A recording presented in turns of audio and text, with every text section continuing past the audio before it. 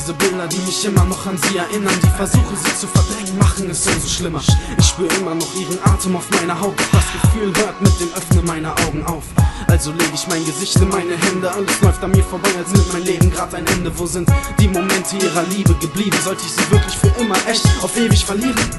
Mir fehlt die Kraft, klare Gedanken zu fassen. Ich hab Angst vor mir selbst, sodass die Gedanken verblassen. Ich sehe sie jeden Tag erneut vor mir stehen. Und wo der Weg des Lebens endet, sie vor mir gehen. Ich bin schuld daran, dass Gott sich einen seiner Engel holt und sich vor meinen Augen alles ständig wiederholt. Dieser eine Moment sollte entscheidend verändern. Er riss neue Wunden auf, anstatt alte zu lindern. Ich höre ihre Stimme leise meinen Namen sagen. Dieser Schmerz weckt den Wunsch in mir, einen neuen Namen zu tragen.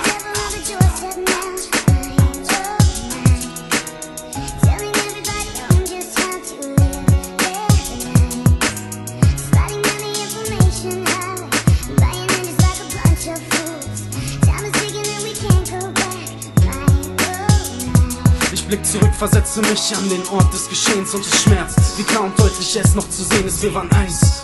Doch auf einmal wurde alles grau. Es riss das Bild von einer Fan, nur mit dieser Frau. Ich wollte Kinder mit ihr, träumte von Haus und Garten. Mit nur einem Satz hat sie diesen Traum zerschlagen. Ich hielt sie fest an beiden Armen, stellte sie zur Rede. Ich blickte tief in ihre Augen, doch sah nicht als Leere. Es eskalierte, denn ich wollte es nicht wahrhaben. Ich fragte, liebst du mich? Sie sollte ja sagen. Sie hatte Tränen in den Augen, hüllte sich in Schweigen. Ich zerrte sie zur Treppe, nein, so will ich nicht verbleiben. Wir stritten uns und dann ging alles so schnell. Ein kleiner Stoß und um mich herum wurde es hell. Nein, das wollte ich nicht.